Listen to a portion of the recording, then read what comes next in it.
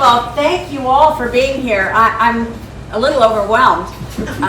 This is wonderful to see so many friends from all over Springfield and St. Louis, and Quincy friends from City Council, friends from the Quincy Service Club, from the Golden Cake Kiwanis Club.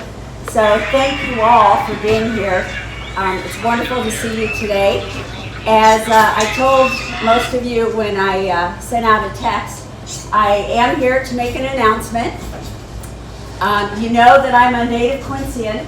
I grew up out on Burton Road, close to the airport, and as most teenagers, couldn't wait to get out of Quincy. Once I was out of Quincy, I couldn't wait to come back. It took me about 30-some years to get back here, but when I retired from ESPN in 2016, came home, and it's been wonderful being back in Quincy ever since. I went to John Wood, got my degree from John Wood, got my degree from QU. Then I went on and got a master's degree from the U.S. Sports Academy. And after that, went and got my doctorate from the University of Phoenix. So I've spent a lot of time in higher education, teaching in the MBA program at QU, and also recruiting. In fact, I started out my career in college recruiting.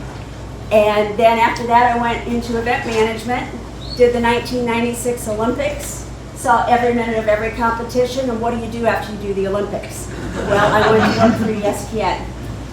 Thought I would do it for a couple years living on the beach in San Diego, and then I'd find a real job, but I ended up staying there for almost 20 years and loved every minute of it. When it came time to come home though and help my mom take care of my dad, who was not in good health, it just made sense to come back. And as I said, I've been back here now since 2016. Spent 7 of those years as your city treasurer, retired recently, and decided that, you know what, it's time for me to run for mayor.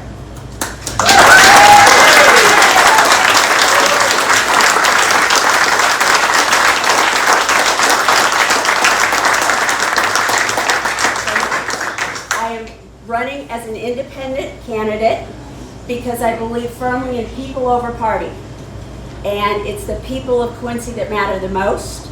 So I am going to do the things that I know the people want.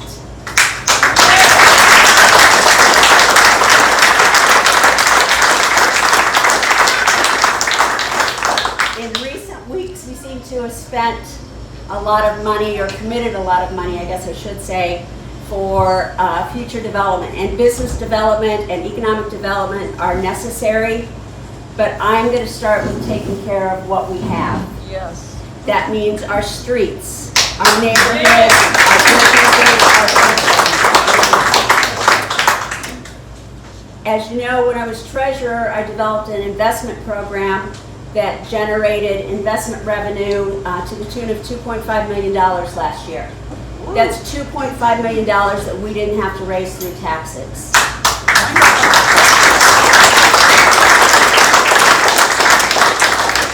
I also developed digital solutions after our hotel and motel operators requested that they wanted to pay their hotel motel tax online.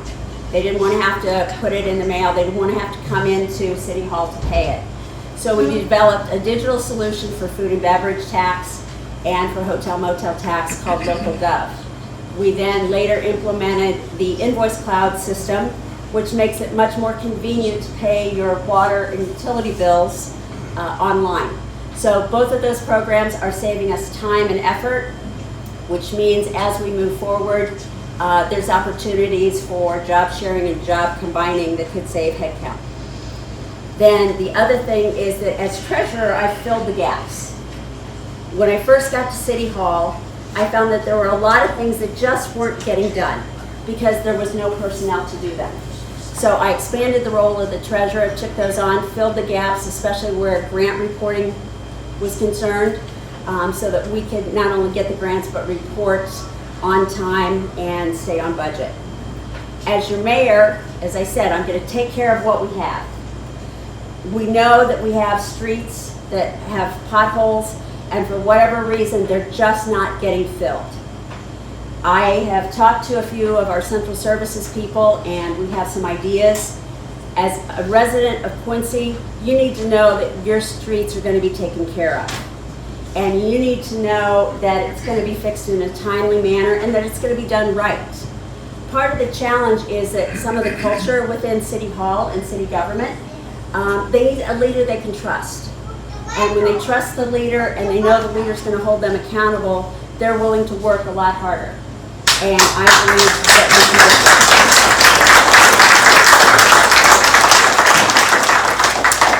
I also want to put pride back in our neighborhoods. We have a lot of neighborhoods where we've had homes that are deteriorating. We've had a lot of homes that have been torn down through the Fix or Flatten program. And I believe that instead of spending $12,000 to tear down a dilapidated home, why can't we use that $12,000 early on in the process to save a home from getting that bad? And I want to develop ways and programs that we can do that. I also want to add in an Adopt a Block program. Many of you, through your service clubs, go out and pick up trash on the highways, on a mile of the highway once or twice a year. Well, why can't we do the same kind of thing in an Adopt a Block program where churches and service clubs can help out our communities, especially our senior citizens who maybe can't keep their house the way they once did. So through that program, I hope we can improve our neighborhoods and put pride back in the neighborhoods. The last thing I want to do is change the culture. I've always been one to lead by example. If I ask one of my people to do something, I don't expect them to do something I'm not willing to do myself. So I intend to lead by example. Through that, I can hold them accountable for results, and I can make them proud to serve. One of the things that we need in our community is to put service back in public service. We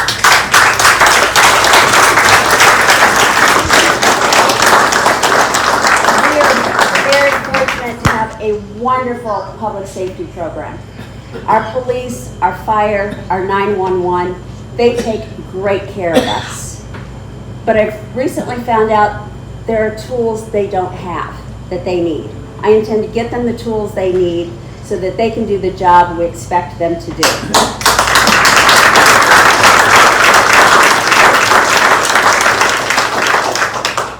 I expect that over the next few years, we're going to see revenues decreasing, we're going to see budgets tightening, so resource management is going to be critical. Figuring out what we need, where we need it, and how to use what we have most efficiently. I also intend to put service back in public service by developing bipartisan solutions that work. I want results, and I expect my team to produce results, because I know you as taxpayers want results as well. Finally, I want to put pride back in our community. I am so proud to be from Quincy. When I was on the East Coast, everything was Yankees and Red Sox. So I love talking about the Cardinals and the Cubs. And I love my hometown. I love showing off the architecture we have. I love talking about the arts programs that we have. And I love talking about the sports programs we have. Those are all wonderful things, but the best thing we have is our people. And when our people work together, we can do good things for Quincy.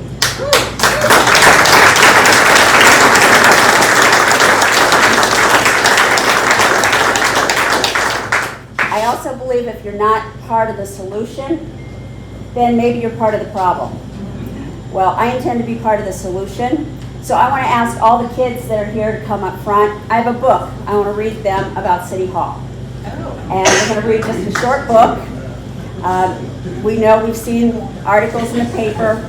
You know, there's been a lot of blame game about why our kids can't read. Well, you know, instead of pointing the finger and playing the blame game, let's do something about it. So I'm going to read this book and then I'll open it up to questions.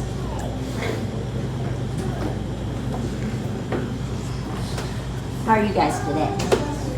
Good? Have you ever seen this book? Out and About at City Hall. All right, well, let's read it together. Do you want to find out more about City Hall? Do you know what they do in City Hall? Okay. Well, our story goes like this. Good morning. My name is Penny, and I'm the Rashford City Manager. I work here at City Hall. What do you think makes a good City Hall? Another flag. Uh-oh, it is a flag, isn't it? We'll pick it up later, okay? What do you think makes Quincy a good place to live? What makes Quincy a good place to live? I know you guys know. Sports? You like sports, right? But what else is needed? Not sure? Well, let's find out, okay? So, a lot of stores and restaurants, parks, these things are important. But a city also needs good roads, right? Good police and fire protection, and much more. My job as the city manager is to make sure people in Rushford have all the basic things they need. Clean water, sewer service, and garbage pickup are just some of those things. I also schedule from public activities, such as parades and picnics. On the wall is a picture from last year's 4th of July celebration. So these are services and who provides them. This chart shows some of the services Rushford providers provide. Bigger cities may offer more services and smaller cities may offer less. Some cities, for example, have a Parks and Recreation department. That department takes care of the city parks, ice rinks, swimming pools, and athletic fields. People who own homes and businesses in the city pay taxes for city services. Good. Do you pay taxes? Does mommy and daddy pay taxes? Yeah, okay, very good. These services include police and fire protection, road care, public transportation, libraries, and animal control. Other city services, such as water and sewer, are called public utilities. Each month, citizens receive a public utility bill from the city. They can mail their payment, drop it off here at the cashier window, or pay online. Have you ever ridden on a city bus? How many of you have ridden a city bus? Have you? Very good. At City Hall we have maps of the bus routes. So you can go to City Hall, you pick up a map. The bus system is one of many kinds of public transportation. Any they use it, but you might have to pay a fee, right? The city council meets in this big room. Do any of you serve on city council? Have you ever been to a city council meeting? They're fun.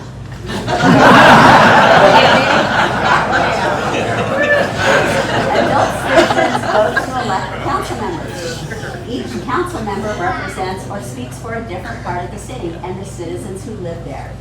Every year, the council studies the city budgets. This is the money they need to run the city. The council listens to what the citizens want, decides what projects to fund, and then figures out how to pay for them. This is Gary, the city recorder. He keeps a written record of what happens in city council meetings. These notes are called minutes. Do you guys ever go to meetings where you have to take minutes? Not yet? No. Okay. The city council may vote on where to put a new park, and Gary writes down what they do. Now, next to Gary is the mayor's office. Do you know what the mayor does? The mayor leads our city government. The city government decides how the city will do things. The city government works with county and state governments to make sure city projects are safe for the people and the environment. The mayor attends many public events. She talks to as many people as she can so that she has a better understanding of the citizens she represents. It's important to know how your city works. It's also important for you to let us know how we can make our city even a better place for everyone. Thanks for visiting City Hall today. Very good. So I would like to come to your schools and read this book sometime this fall. So I have something for each of you to take home with you, and you can take them to school because school starts this week, right? And you know, all the kids in schools need school supplies, right? Well, sometimes kids can't afford to buy their school supplies, so I'm going to give you something that you can give to your teacher, and maybe your teacher can then give it to a student that maybe needs some extra school supplies, all right? Does that sound good? Why? All right, here you go. This is something for you to take to your teacher at school.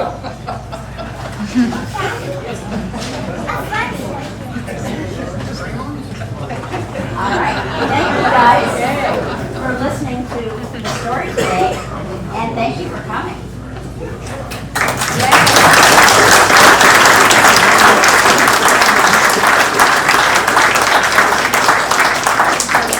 I'm happy to take any questions if anybody has any questions.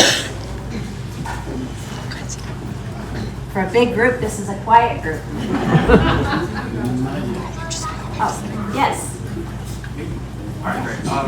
So when did you decide to run for mayor? What was kind of that tipping point where you decided this is what I want to do?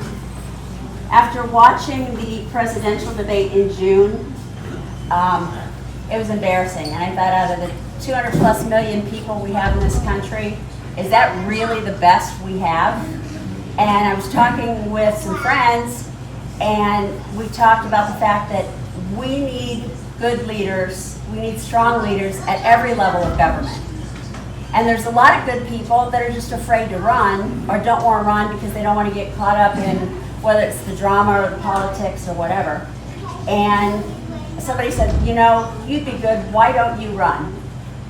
And I was like, well, I don't know, not real sure, let me think about it. And then both of the other candidates had asked me to be on their team in some capacity. And I decided if I'm going to be on their team, why shouldn't I just run for mayor? So here I am.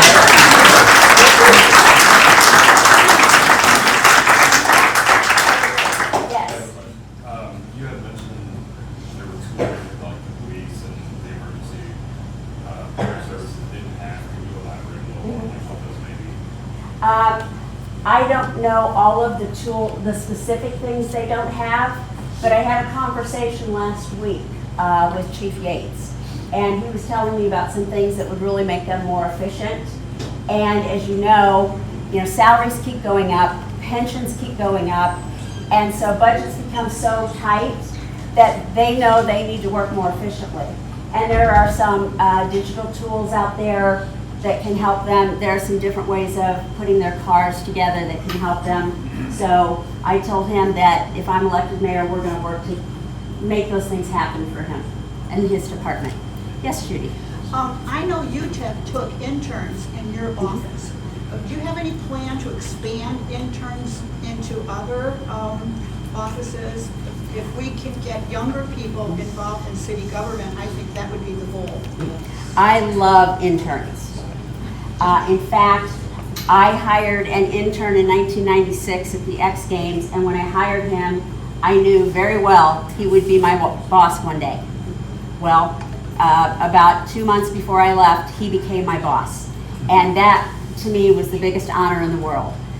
He happened to be the football captain at Yale and graduated from Yale. So, he had some other things going for him too, but I love interns, I also have had interns in the treasurer's office. One now works for the Economic Development Foundation. Another one works for a major accounting firm in St. Louis, one of the big five. So yeah, interns are wonderful.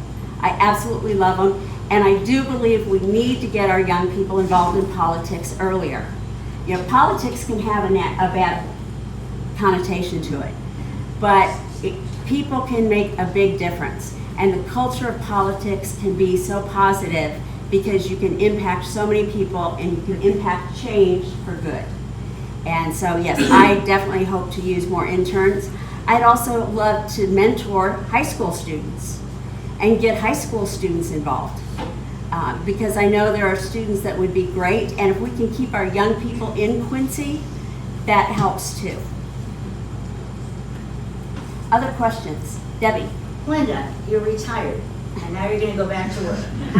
How is that going to affect your salary? Well, there is a salary attached to the mayor's position, and I will probably take that salary because I know, just like the salary I got as treasurer, there are a lot of organizations in town, charitable organizations that can use it. So I intend to use any salary I make to help a lot of our nonprofit organizations. I also didn't take the pension as the treasurer. That saved the city about $7,000 a year. I won't take a pension as mayor.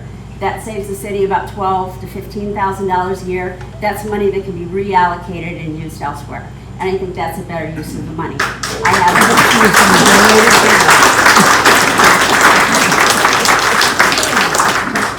other questions?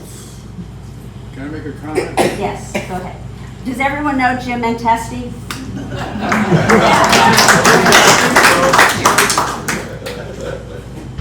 As you know, I was blessed for 27 years to have something to do with her Economic Development Foundation. And Chuck Schultz and John Spring, two great Democrats, welcomed this Republican into their team. And what we accomplished over those years continues to happen. And it's pretty obvious that with the current situation and the previous individual in charge of that, it's time that we get back to where we were once before. Thank you, Mom, for letting her do this.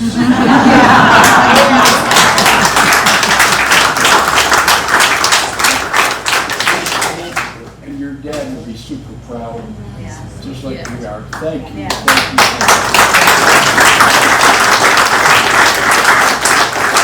There are a lot of people that I wish were with us today. My dad is one of them. Sharon and Jack McKenzie are another. Sharon gave me this pin. She was an alderman for many years, and it's a City of Quincy pin. So I put it on today to remember them. Tom Oakley, who I love, and he has so many projects here in town that we wouldn't have if it weren't for him. So there's a lot of people that have laid a lot of groundwork for me, including Mr. Mentesti. When we first met, I was a student at QU. And if it wasn't for the people that came before us, we wouldn't be where we are today. But I intend to make sure we all work together, bipartisan solutions that are going to do good things for the city of Quincy.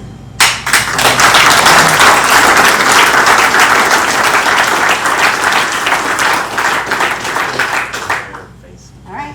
What was your greatest accomplishment as a treasurer? My greatest accomplishment as treasurer was probably to expand the role of the treasurer. You know, there are a lot of decisions made at the city level that the treasurer has absolutely no impact on. Well, when I came in, I wasn't used to being quiet. I know some of you know, yeah. And so I made my opinions known. As a result, the treasurer now is included in a lot of major decisions. I think that's important because when you tie decisions to money,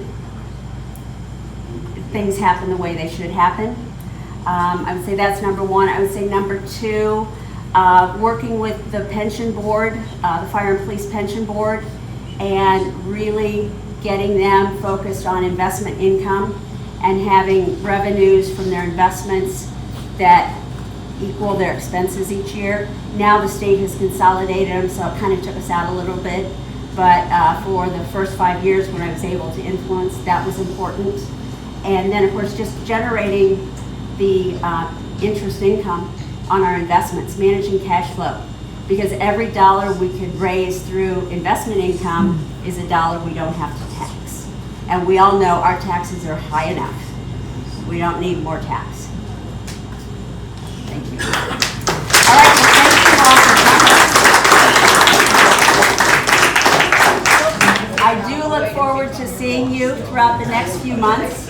Election day is April 1st. Early voting starts March 7th. And the next event on my schedule will be on August 20th. As an independent, I can't start circulating petitions until August 20th. So I will have a meet and greet on the 20th where I will be asking for help to gather the signatures. Republicans and Democrats need like 25 or 35 signatures on their petitions.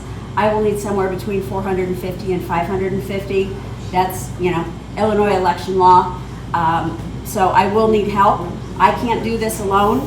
I need you and I need your support. And I really, really appreciate every single one of you being here today. because you're the reason I'm here. So thank you.